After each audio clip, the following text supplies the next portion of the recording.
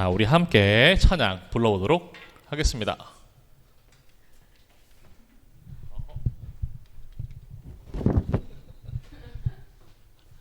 유튜브를 끈 걸로 마지막으로 됐나 보다.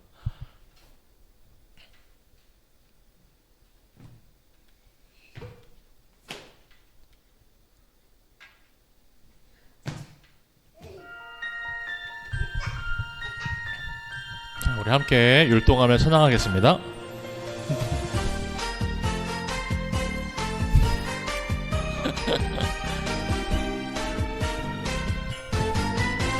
자장자장 고요한 이 밤에 반짝반짝 빛나는 아기 별빛, 아기 예수님 태어나심을 찬양 드려요. 사랑을 가득 담아 감사를 가득 담아 우리에게 오신 아기 예수님 사랑해요.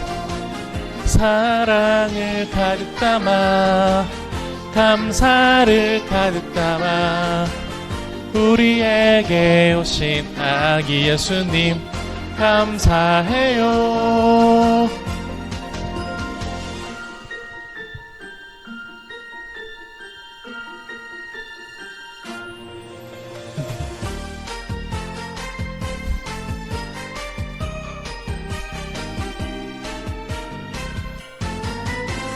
자장자장 고요한 이 밤에 반짝반짝 빛나는 아기 별빛, 아기 예수님 태어나심을 찬양 드려요. 사랑을 가득 담아 감사를 가득 담아 우리에게 오신 아기 예수님 감사해요.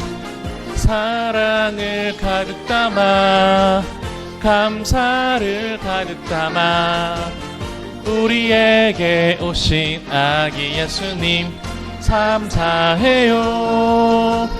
사랑을 가득 담아 감사를 가득 담아 우리에게 오신 아기 예수님 사랑해요.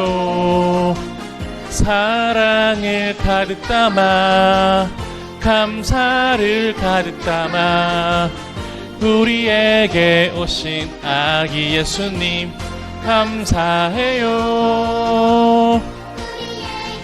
오신 아기 예수님 감사해요. 와, 예수님께 감사의 박수. 와, 자, 우리 그 다음 새로운 찬양 불렀고요. 그 다음 찬양 불러보도록 하겠습니다.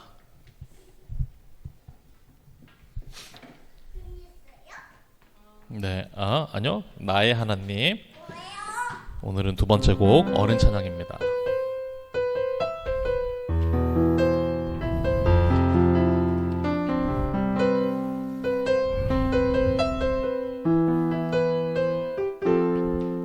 나의 사랑 너는 어여쁘고 참 귀하다. 어느 보석보다 귀하다. 내가 사랑스럽지 않을 때 너를 온전히 사랑하고 너와 함께하려 내가 왔노라. 2절입니다. 주의 사랑, 이 사랑은 결코 변치 않아. 모든 계절 돌보시네. 푸른 마르고 꽃은 시드나 주의 말씀은 신실해. 실수가 없으신 주만 바라라. 주님의 나라와 뜻이 나의 삶 속에 임하시며 주님 알기를 주만 보기를 소망해.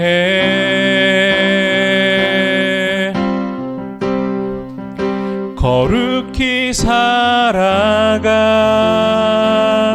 힘과 두려움 없는 믿음 주실 나의 하나님 완전한 사랑 찬양해 주님의 나라와 주님의 나라와 뜻이 나의 삶 속에 임하시며 주님 알기를 주만 보기를 소망해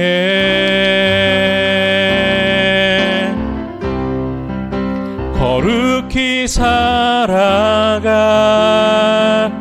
힘과 두려움 없는 믿음 주실 나의 하나님 완전한 사랑 찬양해. 우리 지금 이 시간 함께 기도했으면 좋겠습니다. 함께 예배를 위해서 예배 받으실 하나님께 영광이 될 수 있도록 함께 기도하겠습니다. 하나님 아버지 감사합니다. 하나님 귀한 예배의 자리로 우리가 함께 또 나왔습니다. 하나님께 또 경배와 또 찬송의 그 마음을 담아 하나님을 찬양하며 아버지 또 귀한 주님의 말씀을 또한 듣습니다. 하나님 말씀을 듣고 또한 우리가 떠오르는 생각이나 느낌들 또한 내가 갖게 되는 그런 경험들이 있다면 하나님 다시 한번 우리를 깨닫게 하시고 하나님 앞으로 또한 돌아오는 귀한 우리의 또 예배의 현장 우리의 마음 하나님 또한 더 나아가 하나님 앞에 귀하게 쓰임받는 우리 모두가 될 수 있도록 함께 해 주십시오. 감사드리며 사랑이 많으신 예수님의 이름으로 기도합니다. 아멘. 네, 오늘 우리에게 주시는 하나님 말씀 함께 살펴보도록 하겠습니다. 사무엘상 15장 10절에서 11절 그리고 마지막 절을 함께 읽으려고 합니다. 사무엘상 15장 10절에서 11절 먼저 함께 한 목소리로 읽도록 하겠습니다. 시작. 여호와의 말씀이 사무엘에게 임하니라. 이르시되 내가 사울을 왕으로 세운 것을 후회하노니 그가 돌이켜서 나를 따르지 아니하며 내 명령을 행하지 아니하였음이니라 하신지라. 사무엘이 근심하여 온 밤을 여호와께 부르짖으니라. 아멘. 그 다음 구절인데요. 이게 마우스 커서가 잘 안 되네요. 사무엘상 15장 35절 함께 읽습니다. 시작. 사무엘이 죽는 날까지 사울을 다시 가서 보지 아니하였으니 이는 그가 사울을 위하여 슬퍼함이었고 여호와께서는 사울을 이스라엘 왕으로 삼으신 것을 후회하셨더라. 아멘. 오늘의 말씀의 제목인데요. 함께 읽어보겠습니다. 시작. 후회하시는 하나님. 한 번 더요. 후회하시는 하나님. 여러분들 혹시 요즘 괜찮으신가요? 저는 오늘 말씀을 준비하면서 아주대학교 심리학과 김경일 교수님이 강의했던 내용 중에 한 그 장면이 생각이 났습니다. 한국 사람들이 유난히 다른 해외에 있는 수많은 나라 사람들과 뭔가 좀 독특하게 그 심리학자들이 연구한 연구 결과에 잘 들어맞지 않는 주제가 하나 있다고 하는데요. 그건 바로 돈을 대하는 태도라고 합니다. 한국 사람들이 돈을 대하는 태도가 그 세계의 수많은 나라 사람들과 비교해 상당히 독특하다고 합니다. 일반적으로 인간은 확실한 그 이익을 얻을 수 있을 때에는 위험을 피하고 안정적인 선택을 하려고 하는 그 경향들이 있는데 한국 사람들은 오히려 더 큰 이익을 볼 수 있는 가능성이 보이면 안정을 택하기보다 위험을 택한다고 합니다. 그래서 데니얼 카드먼, 데니얼 카너먼이죠. 예, 노벨상을 받았던 그 학자가 이 김경일 교수에게 그렇게 말을 했다고 했습니다. 한국 사람들은 수많은 사람들과 다르다. 이거 어떻게 된 거냐. 그런 이야기를 했다고 하는데요. 그래서 투자에서 이미 얻은 것에 대해 만족을 하기보단 한국 사람들은 내가 조금만 더 잘했으면 더 벌 수 있었을 텐데, 내가 그때 샀어야 됐는데, 이런 생각을 유난히 더 많이 한다고 합니다. 게다가 한국인은 개인적인 욕심만으로는 망설일 수 있을 만한 그 선택일지라도 내가 가족을 위해서라면, 내가 우리 집을 위해서라면 이라는 그 이유를 붙이기 시작하면 훨씬 더 과감해지는 관계중심적인 성향을 가지고 있다라는 것이 참 독특하다라고 합니다. 사람들은 늘 후회 없는 삶을 살기 위해 우리는 애씁니다. 후회하는 상황이란 곧 실패를 말하는 것이며, 그래서 우리는 매사에 후회를 남기지 않으려고 안간힘을 씁니다. 하지만 뇌를 연구하는 과학자들은요, 후회야말로 인간의 가장 고등하다고 볼 수 있는 반추 능력 중에 하나다라는 사실을 발견했다고 합니다. 무슨 말이냐면, 원숭이 같은 고등한 동물이 아니고서는 대개의 모든 동물들에게 없다고 여겨지는 것이 바로 이 후회라고 합니다. 다니엘 핑크의 후회의 재발견이라고 하는 책이 있어요. 그 책에 보니까 뭐라고 되어 있냐면, 내가 왜 그랬을까? 내가 왜 그때 그런 선택을 했을까? 내가 왜 그렇게 말을 했을까라고 상황을 사람들이 스스로 복기를 할 때, 인간은 신체의 고등한 그 뇌의 영역을 담당하는 전두엽, 정확하게는 그 중에서도 안와 전두 피지를 매우 열심히 사용한다고 하는데요. 그래서 실제로 사람들이 많이 생각하는 것 중에 하나가 시간을 되돌려서 생각을 해보기도 하고, 그럴듯한 상황을 설정해서 시뮬레이션을 돌려보기도 하고, 내가 만약 그때 그걸 선택했다면 어떤 결과가 나왔을지를 떠올려 보면서 결국 인간은 자신에게 주어진 선택지들이 만들어낼 수 있을 만한 다양한 그 결과들을 구체적으로 상상을 해보면서 성장을 해간다고 합니다. 그렇기 때문에 후회라는 것은 건강한 것이고 보편적인 것이고 인간에겐 필수적인 부분이라고 이야기를 한다고 합니다. 그래서 이 후회라는 것을 통해 앞으로 더 나은 의사 결정을 위해서 반드시 우리는 현명한 후회를 할 필요가 있다라는 것을 이 책에서 이야기를 하고 있습니다. 그러면서 저는 이런 질문을 던져봤어요. 현명한 후회. 참 어떻게 보면 역설적 같은 그런 표현인데, 현명한 후회라는 것은 그럼 과연 어떻게 하는 걸까? 예를 들어 사람들이 가장 후회하는 것이 무엇인지를 알게 되면 사람들이 가장 소중하게 여기는 것이 무엇인지를 알 수 있다라는 이야기입니다. 51세 어떤 남성은 나는 돈의 힘과 돈을 더 잘 관리하는 방법에 대해 내가 더 많이 배우지 못한 것을 심각하게 후회한다라고 말을 했고, 또 서울 근교에 사는 36세 여성은 할아버지가 돌아가시기 전에 할아버지와 더 많은 시간을 보내지 못한 것을 후회했다고 합니다.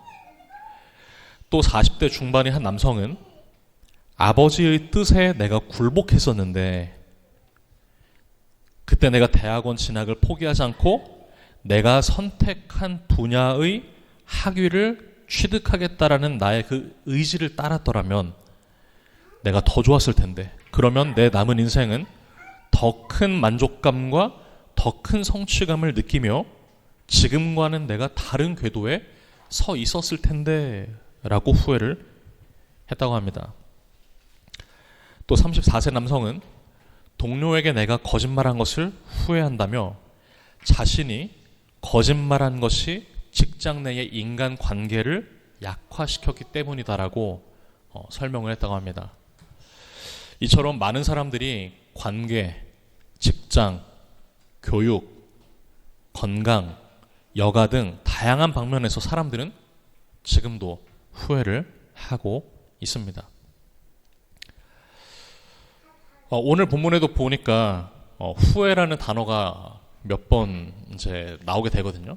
원래는 이제 이 사무엘상 15장 전체 10절부터 마지막 절까지를 쭉 다 읽고 싶었지만 몇 개의 구절만 선택해서 읽었습니다. 오늘 이 15장 전체에 보면 후회라는 그 단어, 표현이 몇 번이나 나옵니다. 먼저 이 본문의 배경을 부터 설명을 드리자면 사무엘 선지자가요, 하나님의 통치를 대변하던 마지막 사사시대의 사람이었습니다. 왕을 달라고 이방 민족들을 보며 쫄랐던 이스라엘 백성들의 그 요구에 하나님께서는 우레와 비를 내리셔서 사람들을 매우 그 두려운 마음을 심어주기도 하셨습니다. 그리고 하나님을 섬길 때에는 반드시 너희가 마음을 다하여 섬겨야만 하고 하나님 앞에 기도하기를 쉬지 않으면 반드시 선하고 의로운 길을 가르쳐 주실 것이다 라고 하나님께서는 사무엘 선지자를 통해 말씀을 하셨는데요. 사무엘상 12장 20절에서 24절을 함께 읽어보도록 하겠습니다. 시작. 사무엘이 백성에게 이르되 두려워하지 말라. 너희가 과연 이 모든 악을 행하였으나 여호와를 따르는 데에서 돌아서지 말고 오직 너희의 마음을 다하여 여호와를 섬기라. 돌아서서 유익하게도 못하며 구원하지도 못하는 헛된 것을 따르지 말라. 그들은 헛되니라. 여호와께서는 너희를 자기 백성으로 삼으신 것을 기뻐하셨으므로 여호와께서는 그의 크신 이름을 위해서라도 자기 백성을 버리지 아니하실 것이요 나는 너희를 위하여 기도하기를 쉬는 죄를 여호와 앞에 결단코 범하지 아니하고 선하고 의로운 길을 너희에게 가르칠 것인즉 너희는 여호와께서 너희를 위하여 행하신 그 큰 일을 생각하여 오직 그를 경외하며 너희의 마음을 다하여 진실이 섬기라. 아멘. 지금 방금 읽었던 선지자 사무엘이 하나님의 백성들에게 했던 선포했던 내용이었습니다. 결국 핵심은 그동안 하나님께서 이스라엘 백성들, 여러분들께 보여주셨던 그 모든 일들을 잘 기억해서 우리는 하나님 앞에 마음을 다해서 그분을 진실하게 섬겨야 됩니다라는 이야기를 합니다. 방금 읽었던 이 표현에서 마음을 다해라 라는 표현을 정확하게 2번 반복을 하게 됩니다. 그 이후, 이 말을 전달한 이후에 사울이 사무엘상 13장에서 블레셋과의 전투를 갖게 되거든요.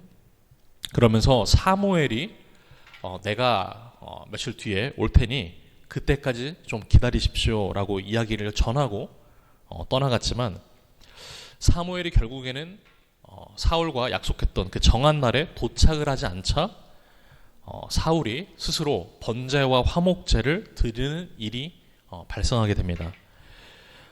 그 사건을 다시 한번 우리가 조금 읽어보면 좋겠습니다. 사무엘상 13장 13절로 14절 함께 읽어보겠습니다. 시작. 사무엘이 사울에게 이르되 왕이 망령되이 행하여도다.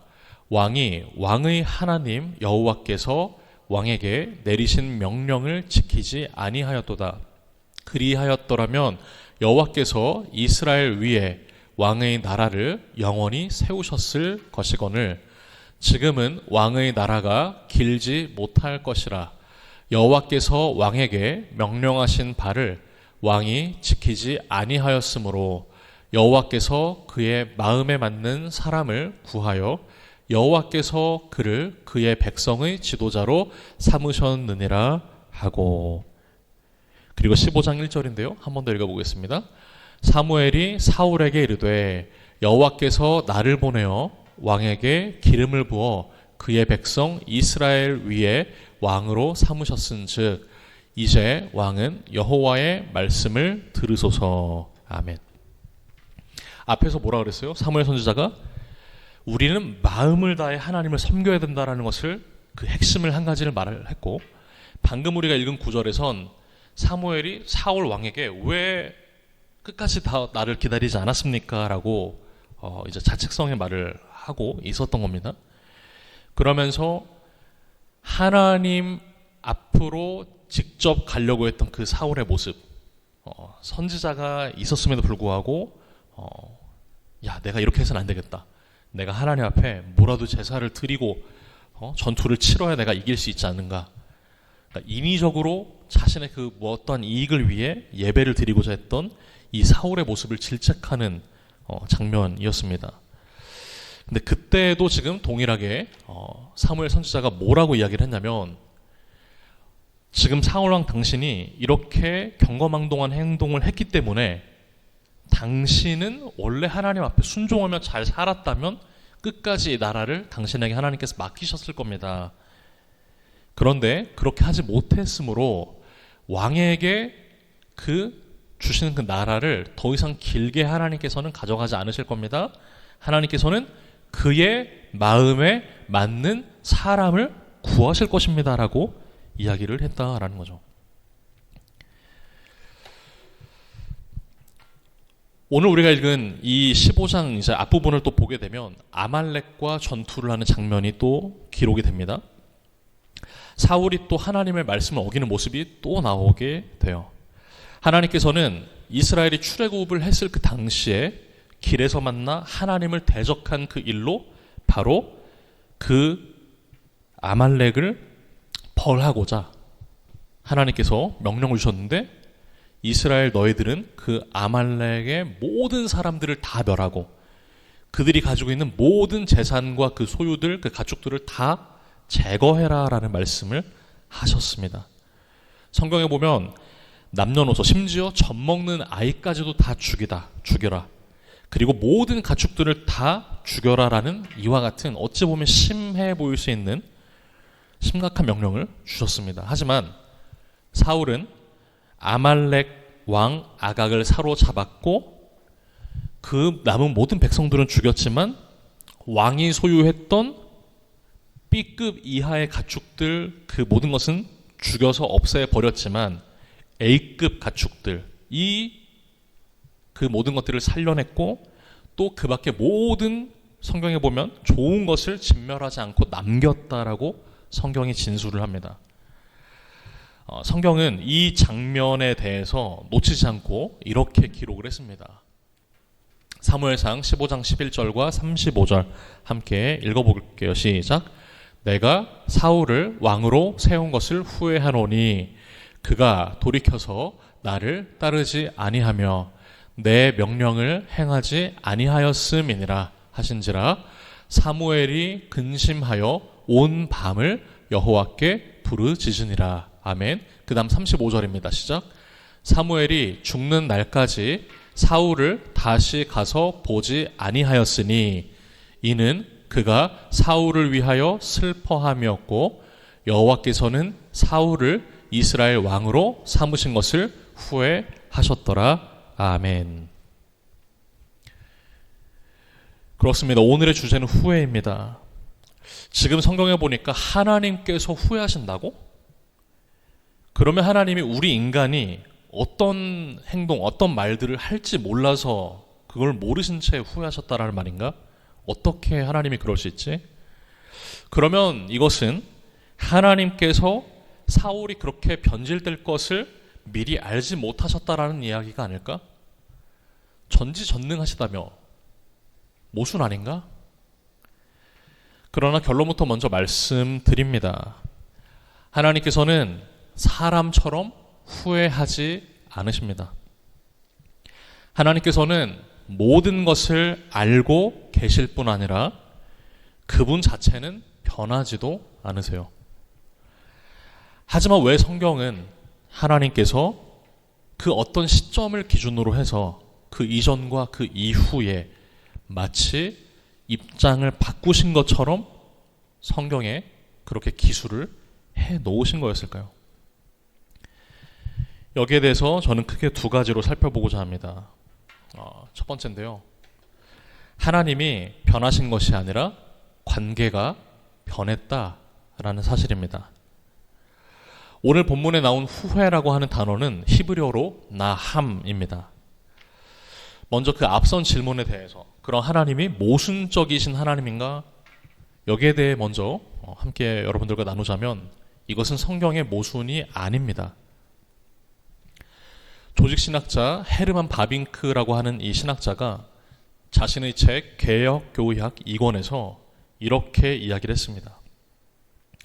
하나님의 후회는 하나님의 존재나 뜻, 영원한 작정이 바뀌었다는 의미가 아니라 변한 인간에 대해 불변하시는 바로 자신 하나님이 관계와 그 행동을 달리하신 것이다.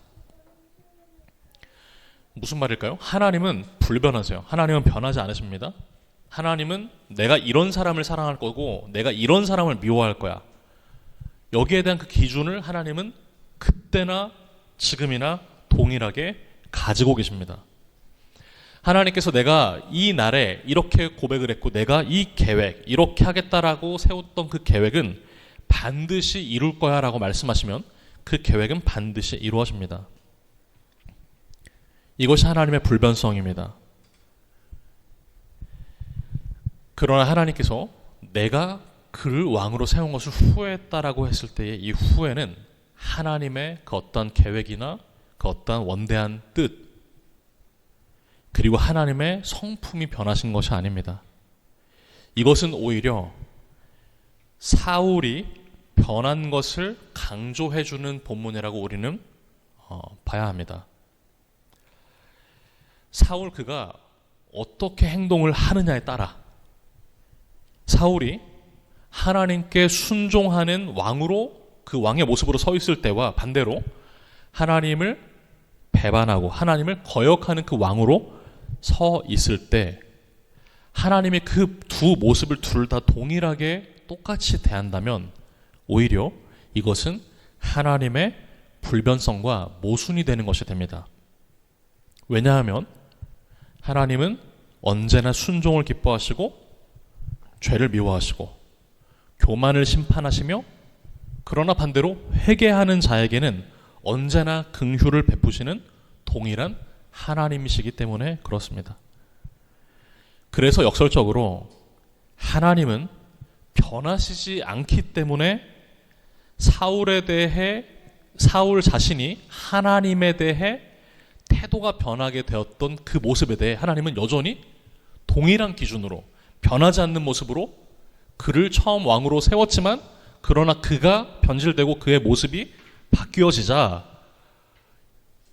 교만한 모습, 죄를 가까이 하는 모습은 내가 싫어하는 모습, 미워하는 모습인데 라고 하나님은 똑같은 사람일지라도 그의 모습에 따라 하나님께서는 그의 태도에 따라 변하게 된 것이다 라고 우리는 성경을 일관되게 보아야 합니다.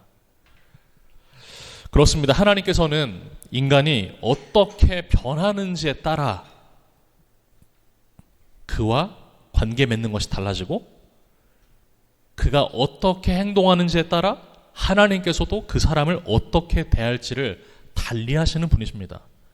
그러나 이것은 하나님이 왜 변했어요? 라고 말을 할 것이 아니라 하나님은 그제나 어제나 오늘이나 내일이나 동일한 기준을 가지고 우리를 대하시는 분이다라는 것을 우리는 볼 수 있어야 합니다. 하나님은 이처럼 인격적인 존재인 우리와 동일하게 대하세요. 하나님께서는 자신만의 고유한 존재로 고유한 기준으로 서 계십니다. 하나님께서는 내가 사울을 괜히 왕으로 세웠구나, 내가 판단을 잘못했구나 라는 식의 후회로 살아가지 않으십니다.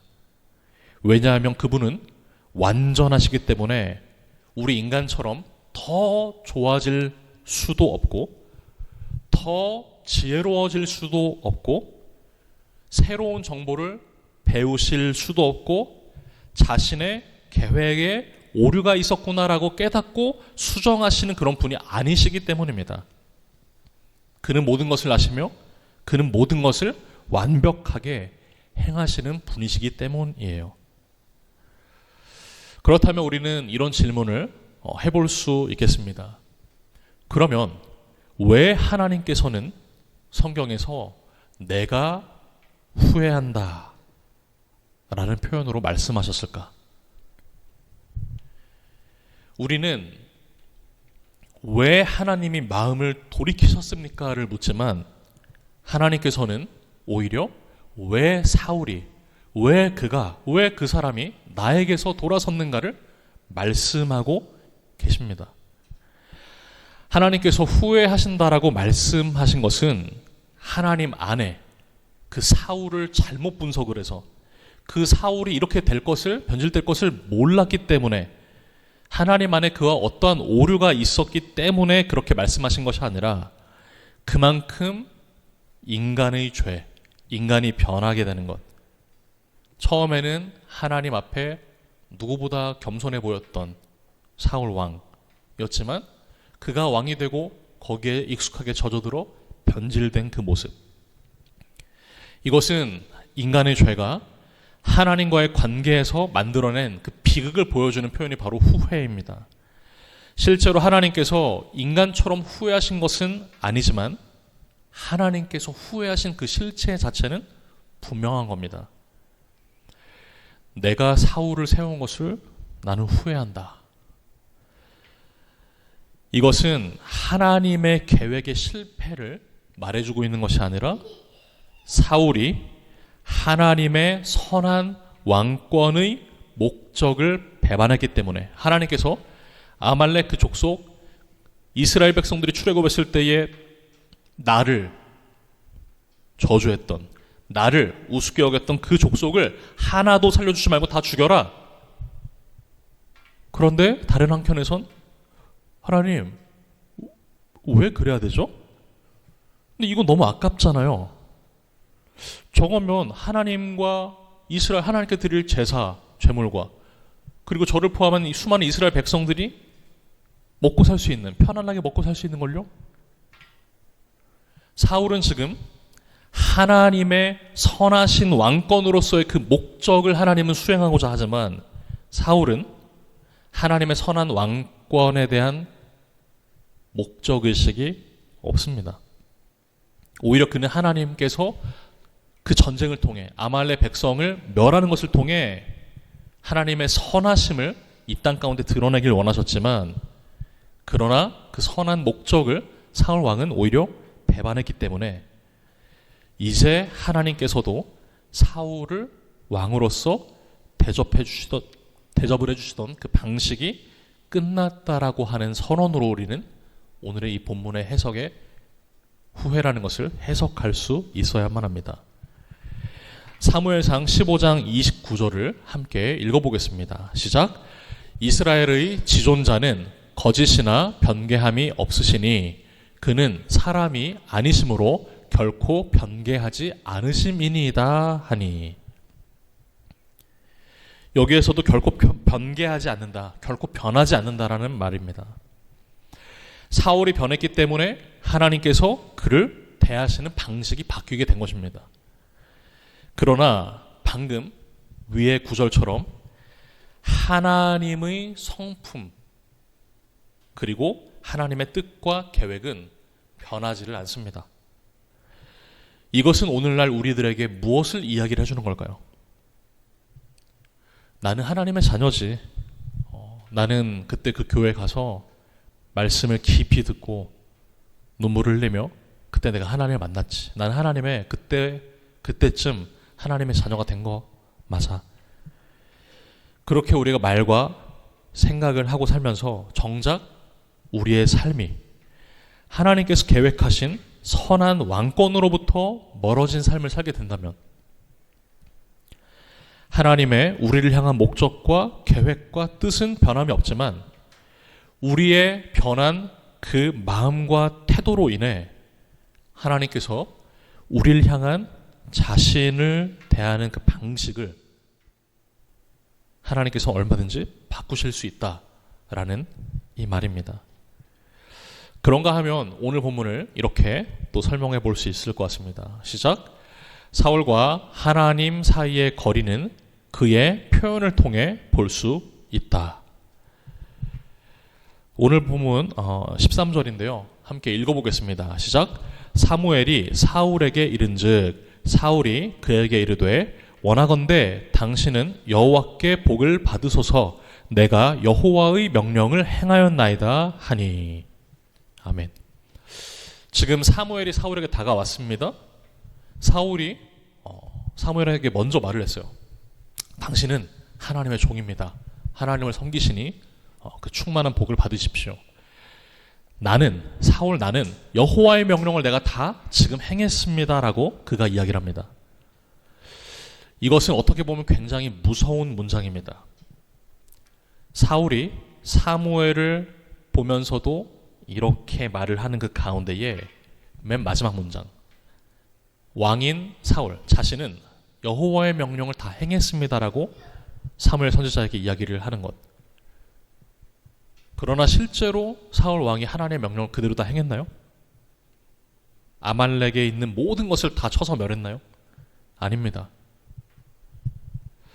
지금 사울 왕이 거짓말을 의도했는지 아닌지는 잘 모르겠지만 어쩌면 그는 자기 스스로를 지금 속이면서도 실제로 자신은 순종했다라고 생각을 할 수도 있는 것으로 우리는 해석을 해볼 수 있습니다.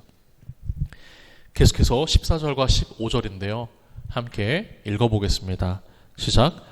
사무엘이 이르되 그러면 내 귀에 들려오는 이 양의 소리와 내게 들리는 소의 소리는 어찌 됨이니까 하니라. 사울이 이르되 그것은 무리가 아말렉 사람에게서 끌어온 것인데 백성이 당신의 하나님 여호와께 제사하려 하여 양들과 소들 중에서 가장 좋은 것을 남김이요 그 외의 것은 우리가 진멸하였나이다 하는지라. 아멘. 지금 이 14절과 15절을 보게 되면 본격적으로 사울 왕의 이 책임 전가가 시작이 됩니다. 사무엘이 다가왔을 때 양의 소리를 들었고요, 소의 소리를 들었다고 했습니다. 그러면서 이게 도대체 어찌 된 사실입니까? 여기에 대해서 좀 사울의 답변을 자세히 보세요. 그것은 무리가 아말렉 사람에게서 끌어온 것인데 백성이 당신의 하나님 여호와께 제사를 드리려고 가지고 온 것입니다라고 이야기를 하고 있습니다. 자신이 A급만 남기고 B급은 다 죽여라, 명령은 자신이 내렸을 텐데 내가 하나님께 드리려고 이렇게 한 것입니다라고 말하지 않고 백성이 당신의 하나님 여호와께 제사를 드리려고 가지고 온 것입니다라고 이야기를 하고 있다라는 거죠. 백성이 그 양들, 그 소들을 살렸다라고 말하고 있습니다. 오늘 설교를 준비하면서 유대 전승들을 몇 개 살펴봤습니다. 그러면서 그 가운데에 유대 전승에서는 과연 이 사울 왕이라고 하는 이 왕의 그 인물이라는 것에 대해 어떤 평가들을 내리고 있나를 살펴봤습니다.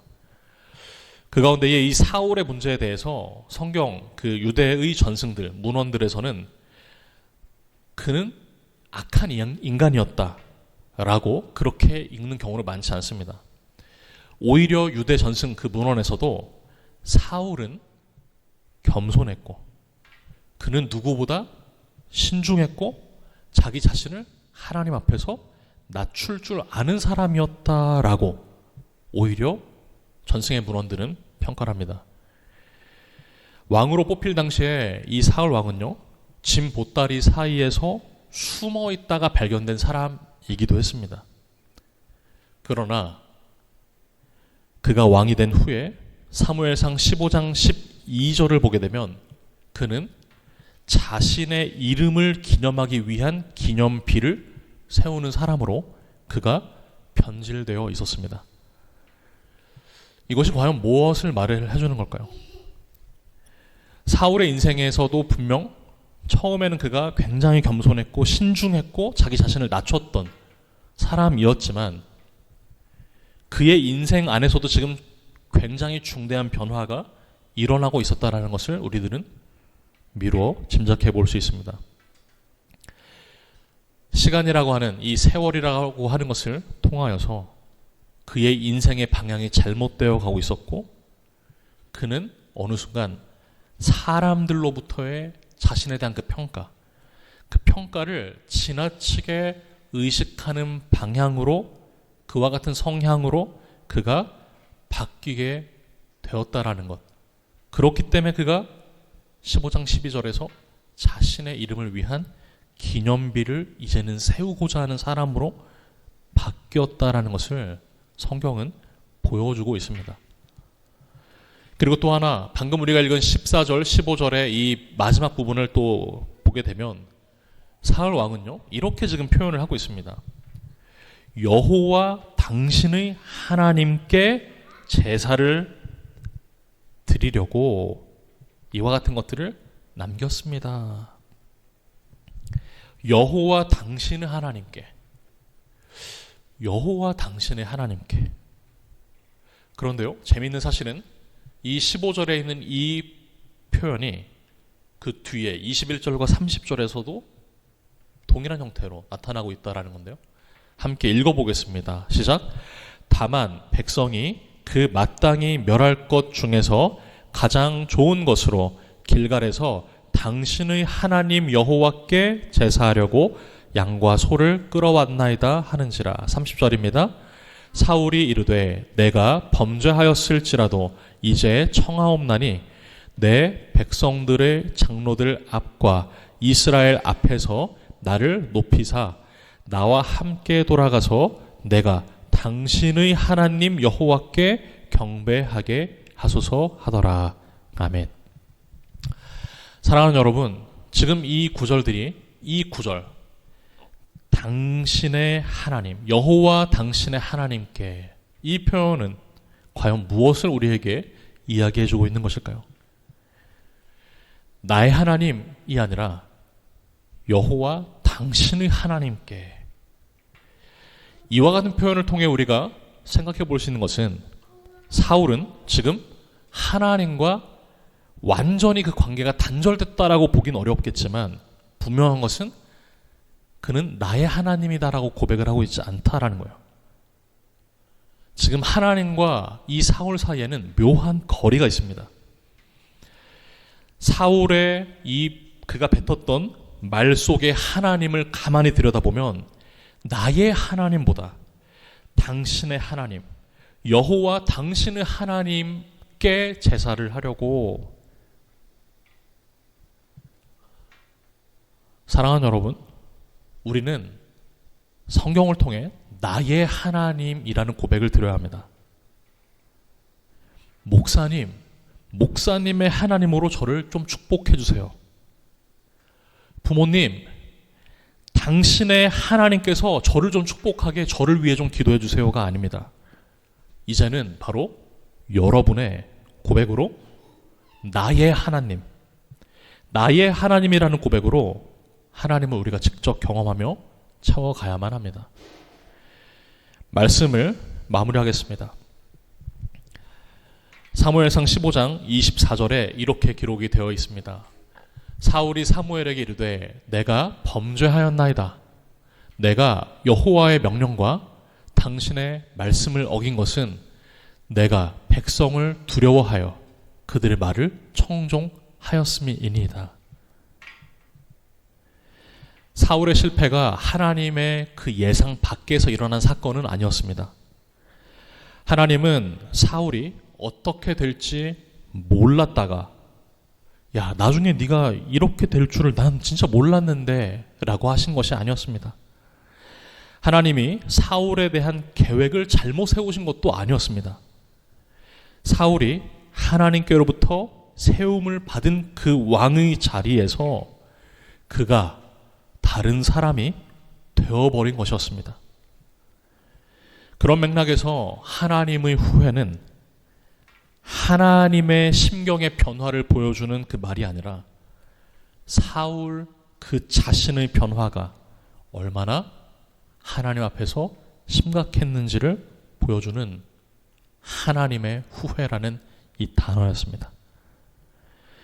그는 하나님을 두려워하지 않고 내가 여호와의 명령과 당신의 말씀을 어긴 것은 바로 내가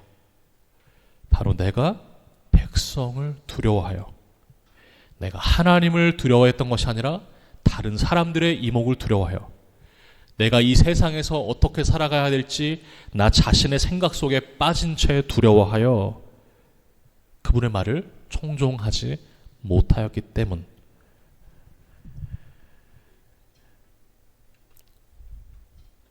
우리는 왜 하나님이 마음을 돌이키셨는가를 묻지만 하나님은 오히려 왜 사울이 나에게서 돌아섰는가를 말씀하고 계셨던 것입니다. 기도하겠습니다. 하나님 아버지, 감사합니다. 후회하시는 하나님, 그러나 그것은 하나님 자신이 이렇게 저렇게 언제든지 변할 수 있는 분이다라는 것을 보여주는 성경의 말씀이 아니었습니다. 이것은 하나님의 계획과 섭리와 하나님의 그 뜻이 변하는 것이 아니라 사람의 마음과 사람의 그 마음이 변질됨으로 인해 그의 상황이 변했던 것을 하나님의 탄식 가운데 하신 말씀이었습니다. 하나님, 우리가 더욱더 기도하며 하나님 앞에 바르고 의로운 길을 제시해 주시기를 믿고 따라갈 수 있도록 도와주십시오. 감사드리며 예수님의 이름으로 기도합니다. 아멘. 우리 함께 마지막 불렀던 찬양입니다. 나의 하나님. 이 찬양을 함께 부르고 마치도록 하겠습니다.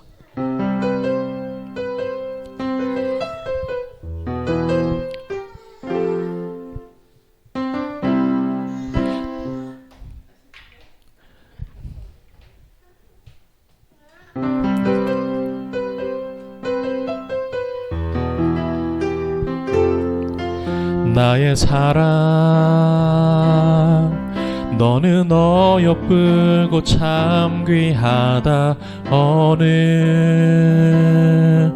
보석보다 귀하다.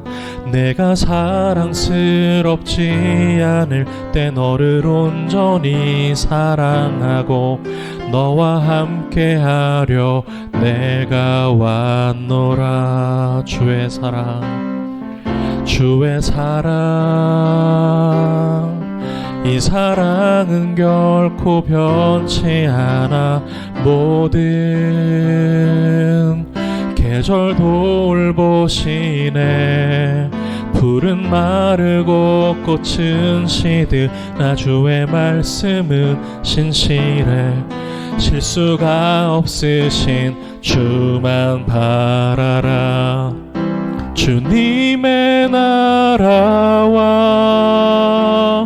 뜻이 나의 삶 속에 임하시며 주님 알기를, 주만 보기를 소망해.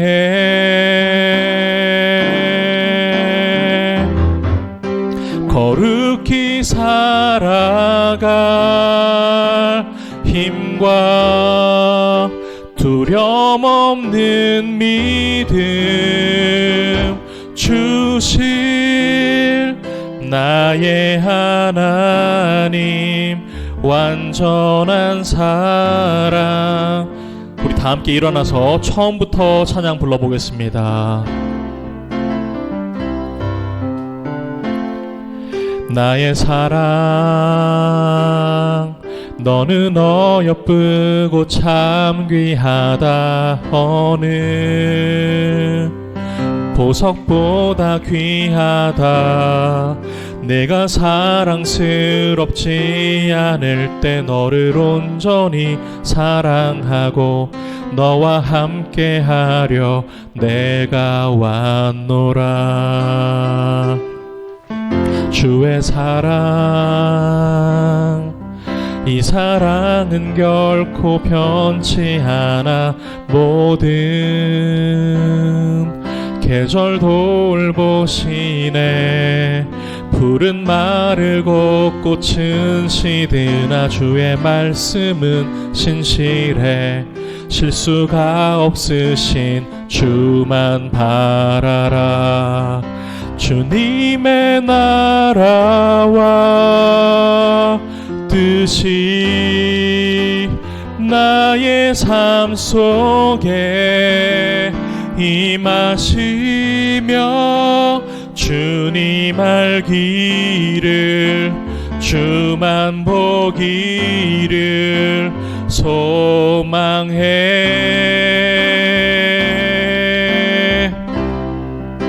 거룩히 살아갈 힘과 두려움 없는 믿음 주실 나의 하나님. 완전한 사랑 찬양해. 우리 지금 이 시간 함께 잠시 기도했으면 좋겠습니다. 하나님 아버지, 우리 이렇게 기도하면 좋겠습니다. 내가 현명한 후회를, 어떠한 순간에서도 현명한 후회를 할 수 있는 존재가 되기를 원합니다. 하나님 아버지, 나의 유한한 인생 가운데 하나님께서 나를 위해 계획하시고 나를 위해 섭리하시고 나를 향해 뜻을 가지셨던 그것을 하나님 혹여 오늘 본문 속 사울처럼 나의 마음이 변질되고 나의 생각이 바뀌어져서 하나님을 오히려 근심시켜드렸던 것은 내가 그런 모습을 없었는지, 내가 하나님 앞에서 귀한 축복된 인생을 살기를 원합니다 라고 함께 기도하며 나아가겠습니다. 기도합니다. 하나님 아버지 감사합니다. 하나님 아버지, 오늘의 말씀을 통해 하나님 사울 왕의 그 모습 속에 나를 대입해 주님 해석해 보길 원합니다. 하나님 아버지, 주님께서 하나님을 낳음 처음 지명하시고 나를 불러주시고 나의 마음을 감동시켜주시고 나의 눈에서 그 눈물이 메마르지 않게 도와주셨을 때, 하나님, 나는 그때 누구보다도 하나님 겸손했고 하나님 앞에서 나를 낮췄으며 누구보다 신중했던 그 모습을 하나님 살아갔던 저의 모습이었던 것 같습니다. 그러나 세월이 지나고 하나님께서 나를 높여주시고 나를 세워주시는 그 삶 가운데 하나님, 흐트러졌던 나의 모습들, 망가졌던 나의 삶 속에 하나님 마음들은 아니었는지 다시 한번 하나님 앞에 되돌아보기를 원합니다. 하나님, 우리는 나의 삶을 바라보며 왜 하나님께서 때로 나의 이 삶 앞에 하나님의 태도를 바꾸신 것이 아니셨냐고 하나님 그렇게 우리가 질문할 때가 있었지만, 그러나 하나님께서는 우리에게 말씀하십니다. 사울의 왕에게 말씀하셨습니다. 사울아, 왜 네가 나에게로 돌아오지 아니하였니? 나는 너를 기다리고 있었는데 왜 너는 나를 향해 발걸음을 옮기지 않았니? 하나님, 우리의 삶을 다시 한번 되돌아보기 원하고 그것이 우리가 하나님 앞에 가져야 될 참된 회개이자 하나님 앞에 다시 한번 긍휼을 얻어야 할 우리의 모습임을 주님 기억합니다. 우리의 삶을 다시 한번 주님 영광스럽게 함께 해주시고 주님, 하나님께서 후회하시지 않도록 우리의 변질된 마음과 생각으로 인해 하나님께서 후회하지 않으시도록 우리가 다시 한번 하나님 앞에 가지처럼 붙어있기를 기도합니다. 축복하여 주시옵소서. 이제는 우리 구주 예수 그리스도의 은혜와 하나님의 사랑하심과 성령님의 교통, 인도, 위로, 충만케 하심의 그 역사가 오늘 이 자리에 모여 함께 예배하고 주의 말씀 듣고 기도한 사랑하는 형제 자매들의 머리 위에와 또한 우리 인투교회, 더 나아가 조국교회 가운데 이제로부터 영원토록 함께 계실지어다. 아멘.